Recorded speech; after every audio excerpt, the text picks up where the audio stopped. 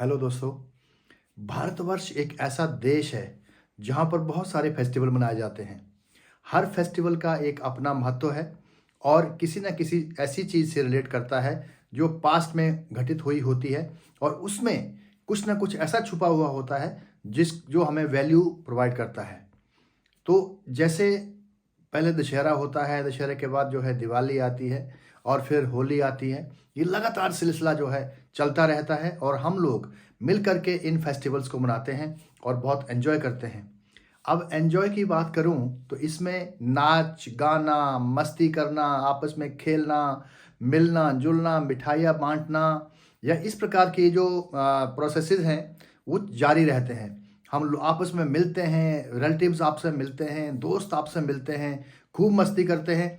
गाना गाना और नाचना तो एक बहुत ही अभिन्न अंग होता है इन फेस्टिविटीज़ का। ऐसे ही जो अभी हाल ही में दिवाली का त्यौहार मनाया गया, उसमें हमें भी एक मौका मिला कि हम सभी परिवार के लोग इकट्ठे और उस अवसर पर हमने भी खूब एन्जॉय किया। इसमें मेरे माता-पिता जो पिताजी 98 ईयर ओल्ड हैं और माताजी 90 प्लस हैं और हम लोगों ने और मेरे बच्चे भी आए थे अमन, नमन और मेरी पत्नी, हम सभी एक साथ थे और हमने मिल कर के एक डांस किया।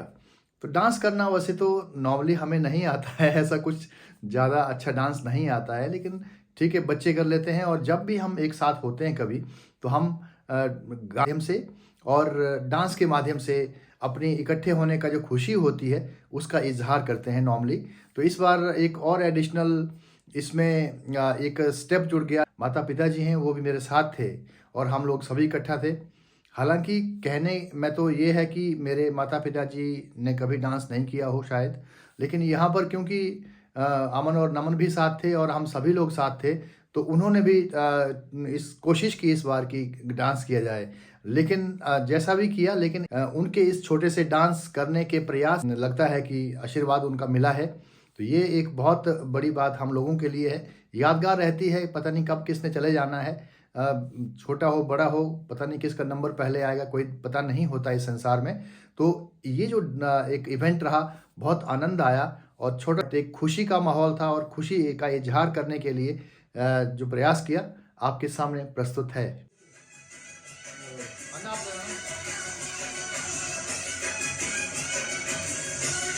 क्या बात है, आप तो बहुत बढ़िया करते हैं।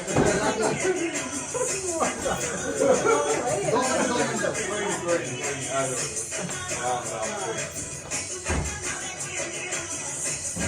राम राम कोई। आप तो आ जाओ।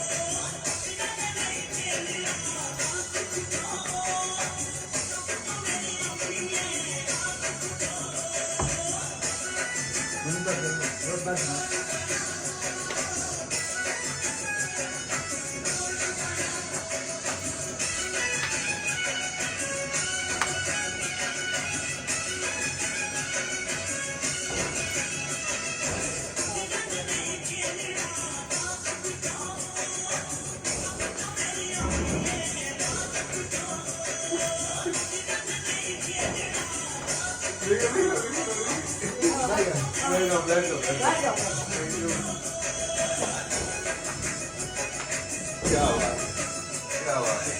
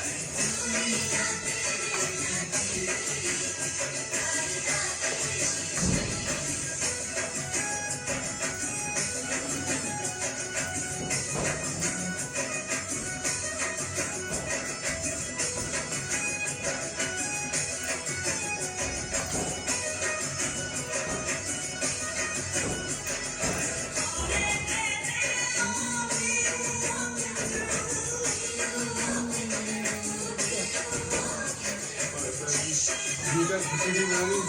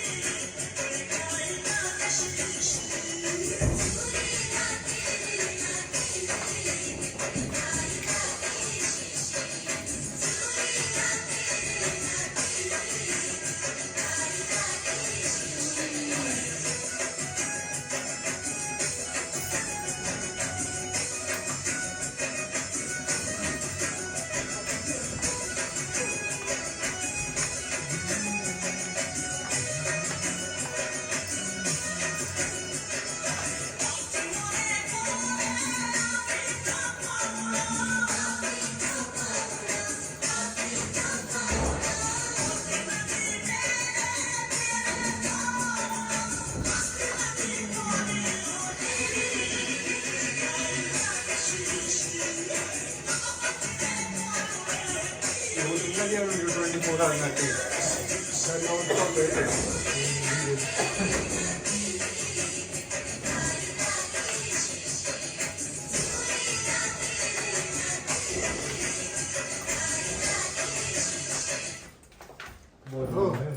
तो ये था हमारा एक छोटा सा डांस का वीडियो जो दिवाली के दिन शाम को पूजा और जलाने के बाद किया हमने मिल करके। हमने प्रयास किया था, बच्चों ने प्रयास किया था कि घर को अच्छा सजाया जाए।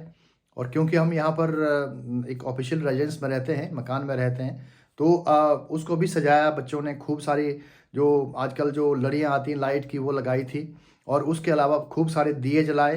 क्योंकि हम पटाखे नहीं चलाते हैं, पटाखे चलाने भी नहीं चाहिए, क्योंकि दिल्ली की जो पॉल्यूशन की जो एक लेवल है, सीवियरिटी है, वो आपने देख लिया कि किस प्रकार से वहाँ के लोगों को आजकल इस समस्या से जूझना पड़ रहा है।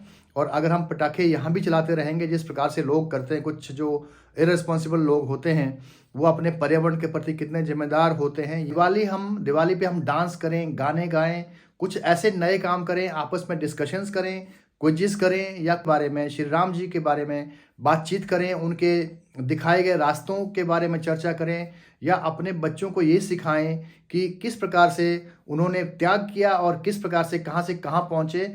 सिंपल जो राम थे और राम भगवान कहलाए। तो ये जो बातें हैं ये हमें करनी चाहिए। चरितमानस जो हमारी रामायण है उसको पढ़ा जा सकता है, उसके ऊपर चर्चा की जा सकती है। अपने बच्चों को बिठा करके इस प्रकार की एक्टिविटी की जानी चाहिए, ना कि पटाखे चला करके जो हमारा पर्यावरण है जिसमें हम सांस लेते हैं, तो इस प्रकार की दिवाली ना मनाएं। दिवाली में गाएं, नाचें, खूब मस्ती करें, बुक्स पढ़ें, रामचरितमानस जो हमारा ग्रंथ है उसके बारे में अपने बच्चों को बताएं, बच्चे आपस में बैठ करके डिस्कस करें, अपने पेरेंट्स से पूछें, इसके बारे में ज्ञान लें। तो मैं समझता हूँ कि दिवाली को मनाया जाना चरितार्थ हो सकता है। अन्यथा ये जो सारी बातें हैं, पटाखा चलाना, ये करना, वो करना, ये सारी बेकार की बातें हैं। ध्यान रखें, अपने पर्यावरण को संभालें, बचाएं और अपनों के साथ रह करके इस त्यौहार का आनंद लें। Thank you so much.